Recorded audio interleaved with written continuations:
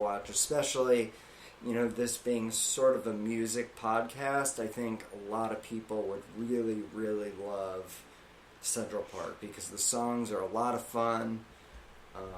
They're just so smart. They're well really, written. Yeah. I mean, just and the voices and the harmonies. It's so cool. And listening, you download the freaking soundtrack and listen in the car. It's so much fun. Yep. The soundtrack to both season 1 and the first part of season 2 is out. I mean, one of my favorite songs, for example, is titled "Poops I'll Pick Up." Just to give you an idea of kind of some of the funny stuff that they have on here, and some of the really great songs and great singers that they have on that show. Stories are great. Stories are also great. The characters are likable. Another show that I'll touch on, two shows really that I think are probably the best shows on television are True Detective and Westworld. True Detective is unbelievable. I absolutely loved season 1. I know a lot of people didn't like season 2, but I thought there were some great highlights, especially the shootout scene. That is a very visceral scene. I remember watching that episode and finding myself clutching a pillow during the shootout scene, and a lot of that second season gets overlooked, and then you have that third season that really is just great when you have both of them. I hate that I can't remember their names, but you've got the two of them on the back porch, old Stephen Dorff and Matthew McConaughey. No, it's Dorff and Ali.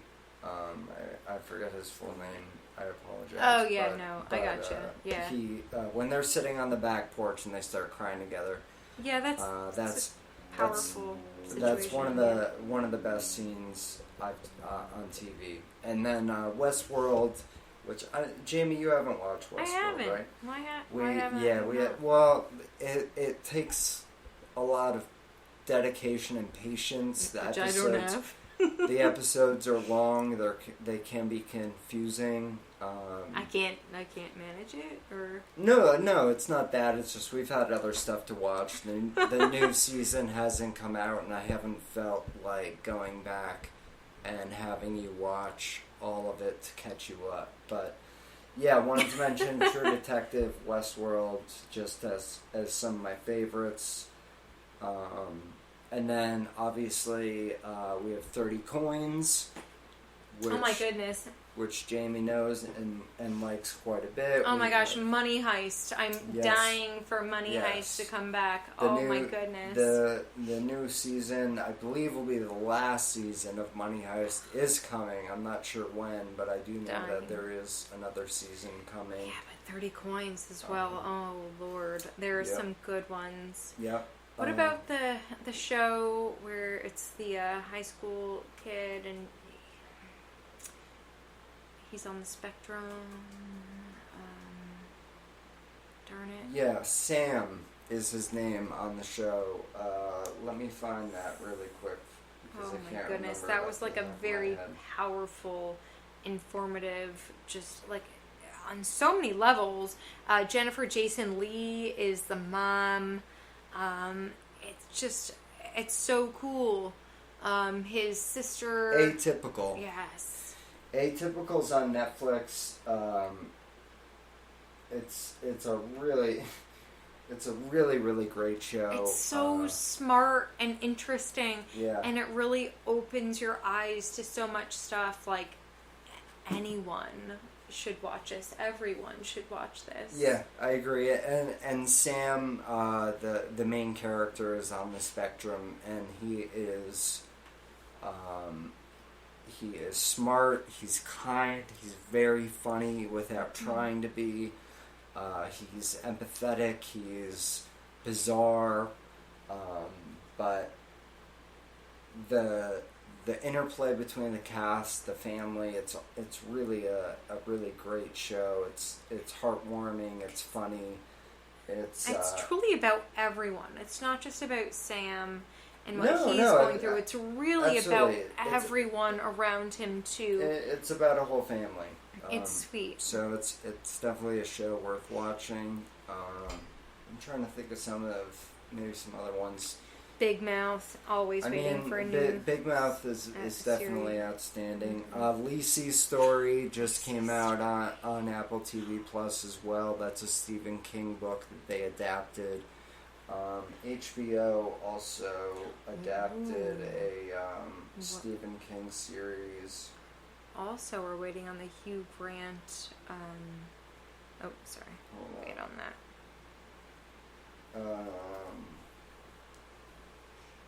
The Outsider was the HBO series I was referring to. I actually had finished the book about a week before the show started, and I had no idea that they were going to make a show out of the book, The Outsider.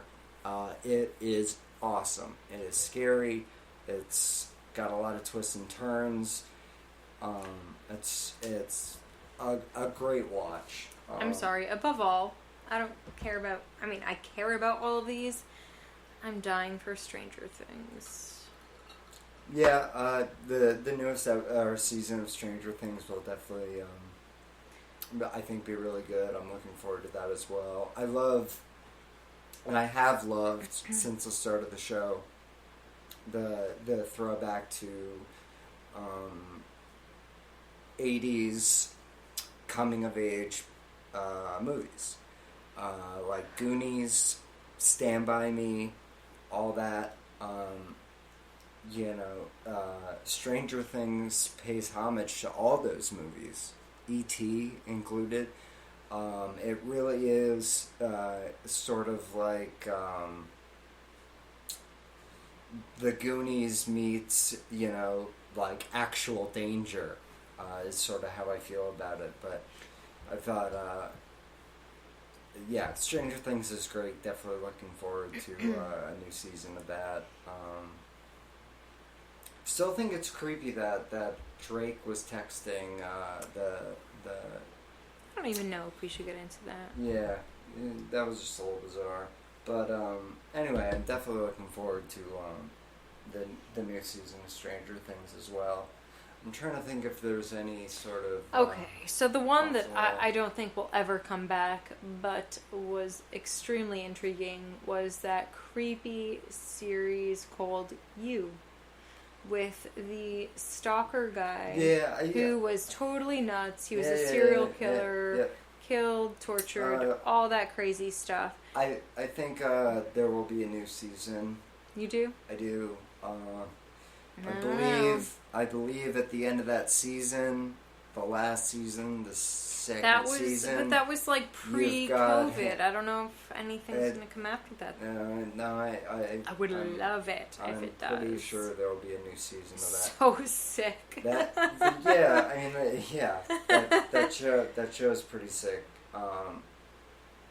I'll be honest, for me that show is sort of on a different level, a level down than maybe some of the other shows. Please.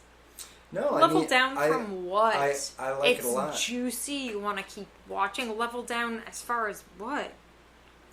A level down in the quality of the storytelling. Please. A level down in the acting and the content. Different type of show. Different type of show. That's you have to put it into its own context. You can't hold it like... If I'm going to put my personal opinions about film and TV content out on the internet, I want people to know that I find True Detective and Westworld. Oh, absolutely. I get it. But you have to put it into its own context and note that it's... you're looking at two different things. I guess. Like one's more of a drama kind of... no, I don't want to say like... Yeah, well, so you is based off a book that was written for teenage girls. It's a terrible book for teenage girls. Well, I mean, like a whole bunch of murder. They leveled it up a bit to make it a bit more scary, I think, for a larger audience. Was it really made for teenage girls? I believe so. If you need me to I mean, I don't need you to look it up, but I just find that hard to believe. Well, let's see. Netflix's You. You don't really need to look it up. I know, we all know what it's about, if you've seen it. We know it's pretty gory and, yeah, it's based on the 2014 novel by Caroline Kepnes. Apologies if I spelled her name wrong. And there does appear to be a third season coming. I hope so, because it's so messed up that we want to know what happens. I want to note that the series did premiere on Lifetime before it was moved to Netflix. Was it really? Yeah, that's why I say that. Lifetime has gotten more and more screwed up, though. Well, when Netflix bought the rights to the show, especially with season 2, they upped the maturity level on that show. But, like I said, it was initially made for a different audience than the people who are watching it. But we're giving too much time to you because it's not good enough to be wasting all this time on. However, I will, just so you can lay off, a third season has been renewed by Netflix, which is set to be released in the fourth quarter of 2021. Keep waiting. With we'll keep waiting. The original characters reprising their roles. Okay, good. So there will be another season of You for all of you. Hey, I'm not afraid to. Who, I'm not ashamed. No, there's absolutely no reason. Very entertaining. You know, it's just for me, it's one of those shows that's entertaining. I paid for but the not whole necessarily. seat, but I'm gonna sit on the. I'm only gonna use the front. Is that the thing? John Cena had a quote: "You can pay for the whole seat at a movie theater and then just sit on the edge." For F9, but I will not be going to see F9 in theaters. You might be missing out. I don't know.